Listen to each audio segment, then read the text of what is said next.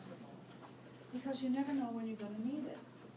And one of the biggest things that is of interest now is liver transplants. You have no idea how many livers get transplanted around the world, around here. And we need donors all the time. So people have donated lobes of their liver to relatives. One of our faculty members donated a big lobe of her liver to her husband, and they're both, as far as I know, doing fine. She regenerated some of hers and lives off the rest of it, and the part he got grew to, I think, be quite functional. This was many years ago. I hope they're still in one piece. And I guess the most humane thing that you can do is to become an organ donor. That's the most humane thing that you can do. If you're now a bone marrow donor, that's the most humane thing you can do now in your early years, yes. And you don't have to die, yes. You have to tell your family that you want to do that as well. You so do. It's not only just having that on your license. They have to, Yeah, cause you they have to do like make your wishes known. medical and social history for you and, Yeah, and basically approve it. Because even if you want to do it, if they don't want you to do it, then you won't. that's right.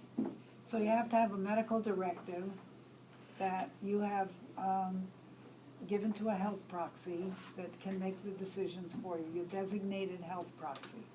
Because otherwise the hospital, or wherever you end up, is bound to employ the community standards for X, Y, and Z condition.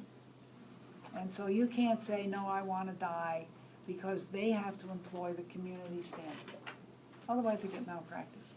So it's not too early to think of a health directive or a health proxy, or whether or not you want to be a transplant person, or whether you want to be a marrow donor, or bone marrow donor, because that's what you can do while you're alive. The other things you have to die for, or give up a piece of your liver or one of your kidneys, and you might want to hang on to that because you don't know, what's going to happen later on. Do you have any opinions about this? I know this is far afield, but so what? We're together. Want me to shut up? Not permanently, but for this topic, we're done? Well, We're done? Yes. One thing, I know that, unfortunately, I know very well, like, various parts from animals are transplanted. I have a bovine valve in my heart, so I'm happy. But when was that stuff developed, the idea of interchangeable pieces between species? Well, it's very controlled because there's xenografts, and it doesn't work every animal with every situation. So they do bovine valves and they do pig valves in the heart. They do some cartilaginous transfer in joint repairs. They remove the antigens from a number of organs in animals, but they can't get them to be equal to the antigens in people in all cases. So they pick the more inert. Bone, you can grind up bone and replace bone fairly easily in a break or something like that. But there's not a lot of real big organ transplants that are possible. No, it just seems like pieces, bits. Yeah, it is. It's the bits of the less strong antigen parts, because there's no real antigens in bone. And they've stripped your valve. And the nice part about that for you is you don't have to hear that clicking every night. Yeah, the clicking, and I desperately wanted a pig valve.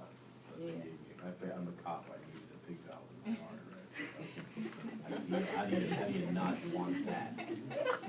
But they gave me a cow valve.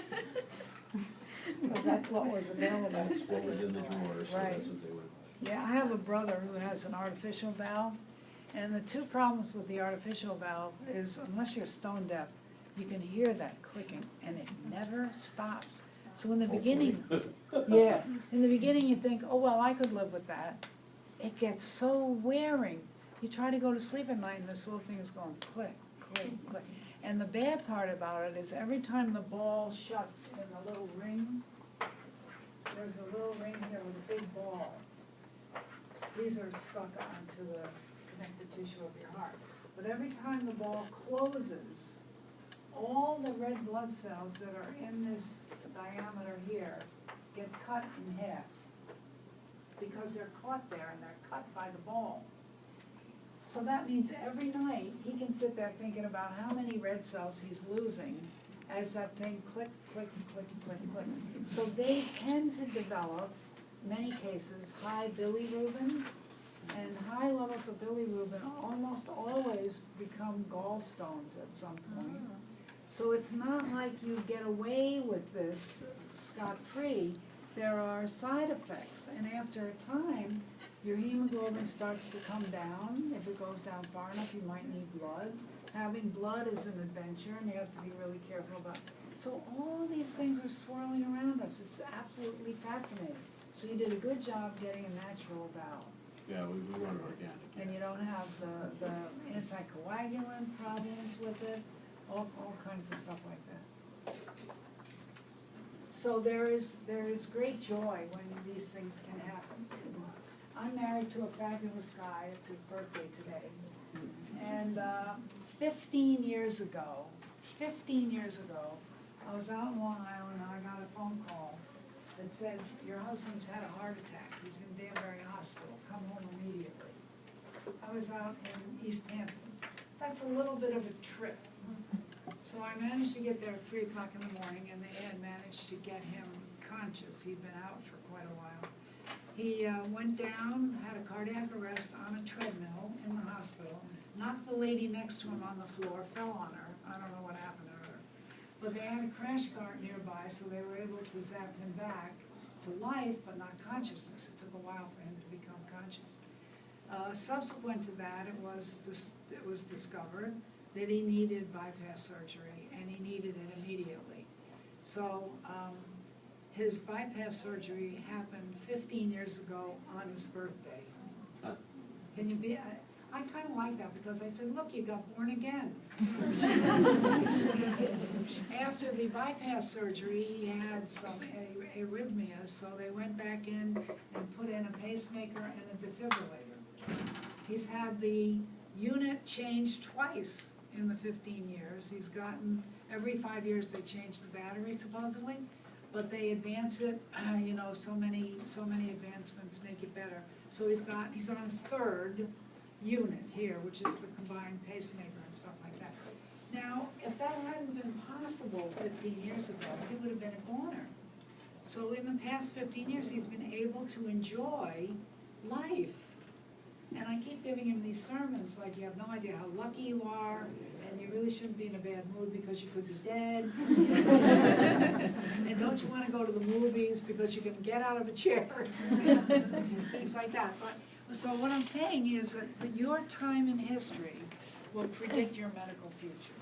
So stay tuned to what's happening so you can put a list together of what it is you want that you're going to want. I have a friend who's got 2 new, he's a OB-GYN. He's got 2 new hips and 2 new knees because he was a freaking athlete. I said, sit in the chair, you don't have to play baseball.